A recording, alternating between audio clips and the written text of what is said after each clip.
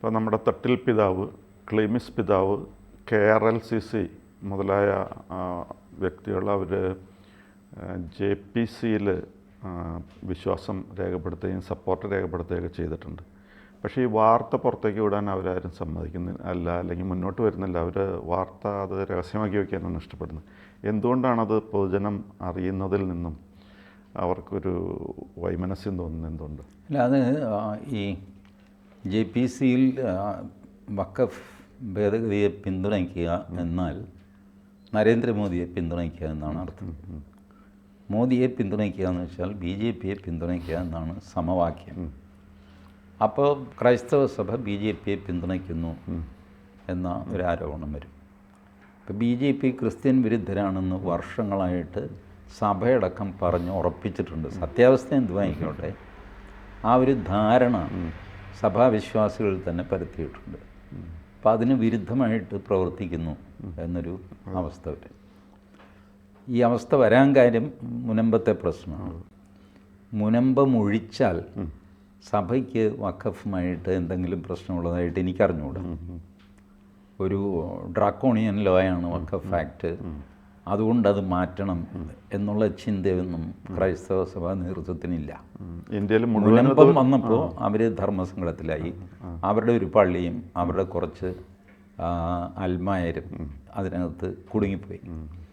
അതെങ്ങനെയെങ്കിലും solve ചെയ്യാൻ പറ്റുമെങ്കിൽ അവർ ഈ JPC ഒന്നും പിന്തുണയ്ക്കാനൊന്നും അവർ പോവില്ല. പക്ഷേ അതിൽ മുസ്ലിങ്ങൾക്കും ഒന്നും ചെയ്യാൻ പറ്റുന്നില്ല. മുസ്ലിം വഖഫ് സംരക്ഷണ സമിതിയുണ്ട്, അവർ സ്ട്രോങ് ആയിട്ട് നിൽക്കുന്നു. മാത്രമല്ല, ഈ സർക്കാർ നിയോഗിച്ച നിസാർ കമ്മിറ്റി റിപ്പോർട്ട്, ആ റിപ്പോർട്ട് അവർക്കൊരു ലീഗൽ പിന്തുണയായിട്ട് നിൽക്കുന്നു. ആ റിപ്പോർട്ട് സർക്കാർ അംഗീകരിച്ചതാണ്. അംഗീകരിച്ച് സർക്കാർ നടപടിയെടുക്കാനായിട്ട് വഖഫ് ബോർഡിനോട് പറഞ്ഞതാണ്. എന്നിട്ടാണ് വഖഫ് ബോർഡ് നടപടി എടുക്കുന്നതും മുനമ്പത്ത് ഇടപെടുന്നതും. അപ്പോൾ ലീഗൽ സൈഡ് വളരെ സ്ട്രോങ് ആണ് മുസ്ലിങ്ങളുടെ എന്ന് അവർ വിചാരിക്കുന്നു. അതുകൊണ്ടാണ് അവർ കുടിയിറക്കാതെ ഞങ്ങൾ നോക്കാം എന്നൊക്കെ പറയുന്നതല്ലാതെ ഈ ഭൂമി നിങ്ങൾക്ക് ക്രയവിക്രയ സർവ്വ സ്വാതന്ത്ര്യത്തോടെ ഞങ്ങൾ തരാം എന്ന് മുസ്ലിം വിഭാഗം പറയുന്നില്ല. കുടിയിറക്കില്ല എന്ന് മാത്രം പറയും. വഖഫ് സംരക്ഷണ സമിതി അങ്ങനെയല്ല, കുടിയിറക്കും എന്ന് തന്നെയാണ് അവരുടെ നിലപാട്. അവർ പറയുന്നത് കുറച്ച് പാവങ്ങളൊക്കെ ഉണ്ടാവാം, നമ്മുടെ ഫറൂഖ് കോളേജിന് കാശ് കൊടുത്ത് വാങ്ങിയവരുണ്ട്, കാര്യമൊക്കെ ശരി.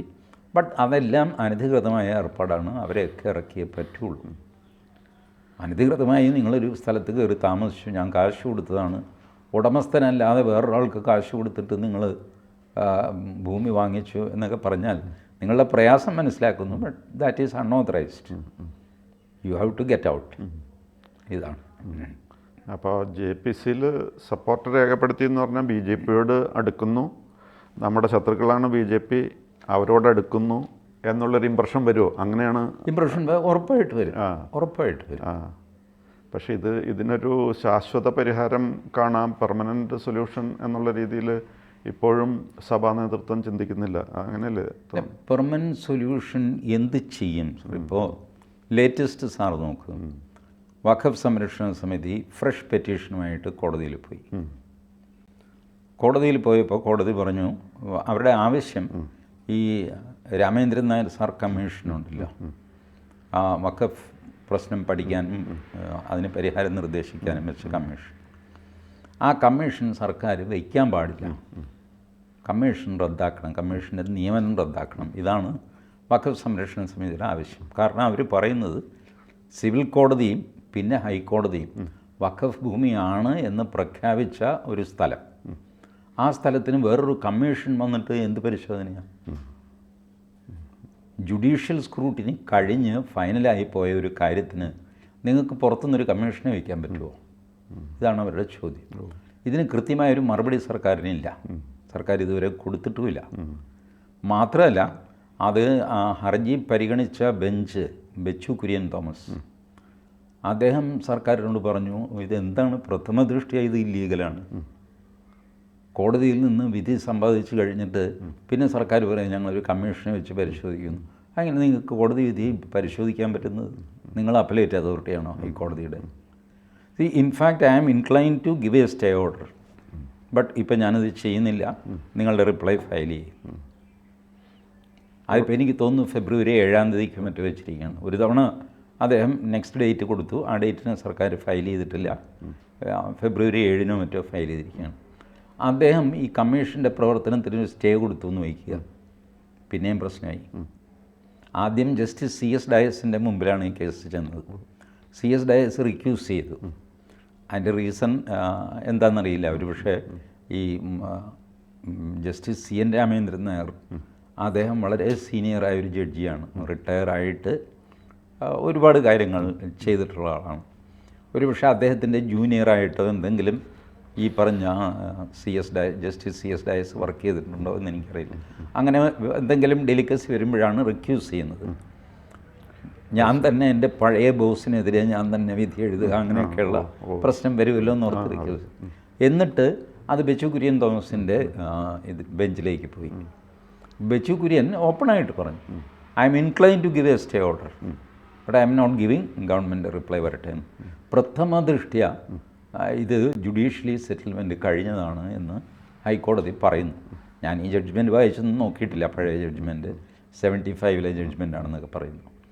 അപ്പോൾ ഈ നിയമം ഇങ്ങനെ അവർക്ക് അനുകൂലമായിട്ട്, വഖഫ് സംരക്ഷണ സമിതിക്ക് അനുകൂലമായിട്ട് നിൽക്കുമ്പോൾ എന്താ ഇവർക്ക് ചെയ്യാൻ പറ്റുക? വെറുതെ ആളെ കൂട്ടി ബഹളം വെച്ചു എന്നൊക്കെ പറഞ്ഞു കഴിഞ്ഞാൽ മറ്റവർ പിടിവിടാൻ പോകുന്നില്ല. മുസ്ലിം ലീഗ് എന്താണെന്ന് വെച്ച് കഴിഞ്ഞാൽ കേരളത്തിലെ UDFൻ്റെ പാർട്ടാണ് മുസ്ലിം ലീഗ്. മുസ്ലിം ലീഗിന് ക്രിസ്ത്യാനിയോ അതുവഴി കേരള കോൺഗ്രസിനെയോ ഒന്നും പിണക്കാൻ ഉദ്ദേശമൊന്നുമില്ല. അതുകൊണ്ട് അവരൊരു ഭംഗിവാക്കൊക്കെ പറഞ്ഞ് ബിഷപ്പുമാരെ ചെന്ന് കണ്ട് ആശ്വസിപ്പിച്ചൊക്കെ നിൽക്കുന്നു, അതേ ഉള്ളൂ. ഇതിനൊന്നും ലീഗൽ ബേസ് ഇല്ല.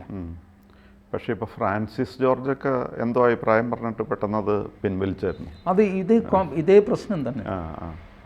നിങ്ങൾ സത്യസന്ധമായിട്ട് അതിൽ അഭിപ്രായം പറഞ്ഞു കഴിഞ്ഞാൽ നിങ്ങൾ BJPയെ പിന്തുണയ്ക്കുന്ന പോലെ ആയിപ്പോകും, which is unthinkable in Kerala.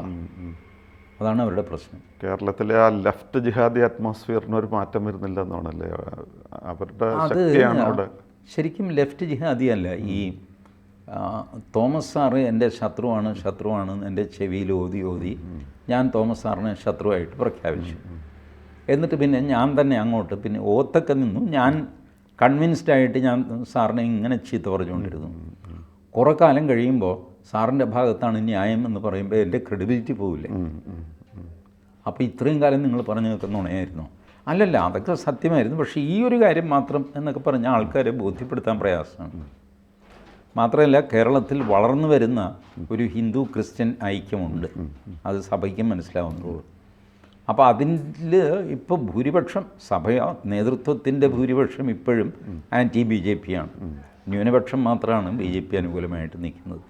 അതിൽ തന്നെ ബിഷപ്പുമാരൊക്കെ അപ്പുറത്തും താഴെയുള്ള ആൽമായരും കുറേ മറ്റ് നേതാക്കളും ഒക്കെയാണ് BJP ആറ്റിറ്റ്യൂഡ് എടുക്കുന്നത്. ആ എടുക്കുന്നതിന് ന്യായമായിട്ട് അവർ പറയുന്നത് ഈ ഇസ്ലാമിൻ്റെ ഈ കടന്നുകയറ്റമാണ് താൻ. ഈ ധർമ്മസങ്കടത്തിലാണ് സഭാ നേതൃത്വം. ഈ അകത്തൂടെ പിന്തുണയ്ക്കാൻ പുറത്ത് പറയില്ല ചേട്ടാ എന്നൊക്കെയുള്ള ലെവലിലേക്ക് പോകേണ്ട ഗതികേട് വരുന്നത് അതുകൊണ്ടാണ്. പക്ഷേ തൃശ്ശൂരൊക്കെ ഇത്രയും മാറ്റം വന്നു കഴിഞ്ഞിട്ട് ഇപ്പോൾ സുരേഷ് ഗോപിയുടെയൊക്കെ വിജയത്തിന് ശേഷം ഇപ്പോഴും ഇങ്ങനെ എല്ലാവരും ഒളിച്ചു കളിക്കുന്നത് ഒരു ഓക്വേർഡ് സിറ്റുവേഷനല്ലേ. ആരും ഒന്നും തുറന്നു പറയുന്നില്ല. അത് ഫ്രാൻസിസ് ജോർജ് തൊട്ട് തട്ടിൽ പിതാവ് വരെയുള്ള ആൾക്കാർ ആരും ഒന്നും തുറന്നു പറയുന്നില്ല. അല്ല, അത് ചേഞ്ചിൻ്റെ സമയത്ത് അങ്ങനെയാണ്. ചേഞ്ച് വളരെ പെട്ടെന്നുണ്ടാവാൻ പ്രയാസമാണ്. അത് പതുക്കെ അങ്ങനെയല്ല ഇങ്ങനെയല്ല എന്നൊക്കെ പറഞ്ഞ് അവസാനം അങ്ങനെയാണെങ്കിൽ എന്താ എന്നുള്ള രീതിയിലേക്ക് പോകും.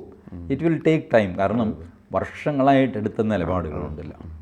എത്രയോ തവണ ഈ BJP സർക്കാർ പള്ളി പൊളിച്ചു, പള്ളി തകർത്തു, പള്ളിയുടെ പെയിൻറ്റ് കളഞ്ഞു, അങ്ങനെ ചെയ്തു കപ്പയാരെ തല്ലി എന്നൊക്കെ പറഞ്ഞിട്ട് എത്രയോ തവണ ബഹളം നടന്നിരിക്കുന്നു.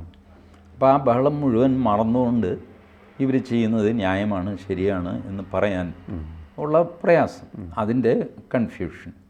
അത് in the fullness of time ഒരു ചേഞ്ച് വരുമെന്ന് പ്രതീക്ഷിക്കാം. പക്ഷേ ഇതുവരെ ഒന്നും കാണപ്പെടുന്നില്ല. എല്ലാവരും മറച്ചു വെച്ചാണ് സംസാരിക്കുന്നത്. സത്യം പറയാനാരും തയ്യാറാകുന്നില്ല. അല്ല, ഈവൻ BJP തയ്യാറാവുന്നില്ല.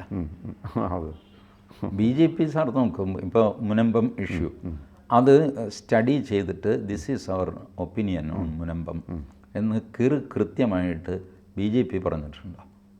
ഇല്ല. ഇപ്പം JPCയിൽ വരുന്നത് വഖഫ് ബില്ലിൻ്റെ ഭേദഗതിയാണ്. ഭേദഗതി മുൻകാല പ്രാബല്യത്തോടെ വരില്ലല്ലോ. ഇല്ല ഇല്ല. സോ ഭേദഗതി is not going to affect the waqf property in Munambam. അപ്പോൾ മുനമ്പത്തെ പ്രശ്നം ഒരു സെപ്പറേറ്റ് പ്രശ്നമാണ്. ആ പ്രശ്നം പഠിച്ചിട്ട് ഒരു റിപ്പോർട്ട് BJP തയ്യാറാക്കിയിട്ടുണ്ട്. അതുമില്ല. ഖണ്ഡിതമായ ഒരു അഭിപ്രായം അവരും പറയുന്നില്ല. കാരണം അവർക്കും ഇതുപോലെ പൊളിറ്റിക്കൽ പ്രശ്നങ്ങളുണ്ട്. അല്ല, പക്ഷേ BJPയുടെ പൊസിഷൻ ക്ലിയർ ആയിട്ട് ആൻറ്റി വഖഫ് ബോർഡ് ഒരു നിലപാടല്ലേ വരുന്നത്? അവർക്ക് ആൻറ്റി വഖഫ് അല്ല, ബോർഡ് വഖഫ് ബോർഡിൻ്റെ ഈ കാര്യത്തിൽ ഈ മുനമ്പം പോലെയുള്ള കാര്യങ്ങളിൽ വഖഫ് ബോർഡിൻ്റെ നിലപാടിന് തീർത്തും എതിരായിട്ടാണല്ലോ BJP കാറ്റഗോറിക്കലായിട്ട് ന്യായങ്ങൾ പറഞ്ഞിട്ടുണ്ട്.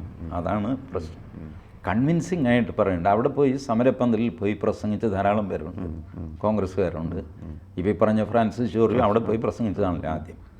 അവിടുത്തെ പ്രസംഗം ഇപ്പോൾ അവിടെ ഒരാൾക്കൂട്ടമാണ്, അപ്പോൾ അതിന് അനുകൂലമായിട്ട് എല്ലാവരും പ്രസംഗിക്കും.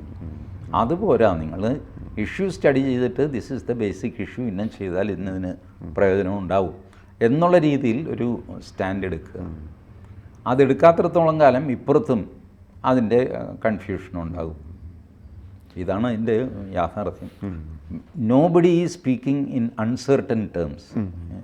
ഈ ഒരു എല്ലാത്തിനും ഒരു ഖണ്ഡിതമായ അഭിപ്രായം പറയുന്നത് അത് ഇതുവരെ ഒരു പൊളിറ്റിക്കൽ പാർട്ടിയും കേരളത്തിൽ പറഞ്ഞിട്ടില്ല. അറ്റ്ലീസ്റ്റ് ഞാൻ കണ്ടിട്ടില്ല. എല്ലാവരും മുനമ്പത്ത് ചെല്ലുമ്പോൾ അവർക്ക് അനുകൂലമായിട്ട് പറയും, വേറെ എവിടെയെങ്കിലും വെച്ചിട്ട് ഒരല്പം വ്യത്യാസപ്പെടുത്തി പറയും. അതാണ് ഫ്രാൻസിസ് ജോർജ് ഒക്കെ ചെയ്തത്. പിന്നീട് അദ്ദേഹത്തിന് അത് മണ്ടത്തരമായിപ്പോയെന്ന് തോന്നിക്കാണും. അദ്ദേഹത്തിൻ്റെ രാഷ്ട്രീയ ഭാവിയെ ബാധിക്കും എന്ന് തോന്നിയപ്പോൾ അദ്ദേഹം പറഞ്ഞതൊക്കെ സത്യമാണെന്ന് അദ്ദേഹത്തിന് അറിയാം. പക്ഷേ ആ സത്യം നോക്കും. കേരള കോൺഗ്രസിന് മുനമ്പത്ത് എന്താ സ്റ്റേക്ക്? ഒന്നുമില്ല. മുനമ്പത്തുകാരെ നന്നാക്കിയിട്ട് കേരള കോൺഗ്രസിനൊന്നും കിട്ടാനില്ല. അപ്പോൾ അതുകൊണ്ട് വിവേകമുള്ളവർ പറഞ്ഞു കാണും, താൻ എന്തിനാണ് അതിൽ പോയി തലവെച്ച് അവരുടെ ശത്രുത വാങ്ങാൻ പോകുന്നത് ചോദിച്ചാണ്. അതെ അതെ, അത് തന്നെയാണ് എല്ലാവരുടെയും പ്രശ്നം. കൂടുതൽ വാർത്തകളും വിശേഷങ്ങളും നിങ്ങളിലേക്ക് എത്താൻ ABC മലയാളം സബ്സ്ക്രൈബ് ചെയ്യുക, ബെൽ ബട്ടണും അമർത്തുക.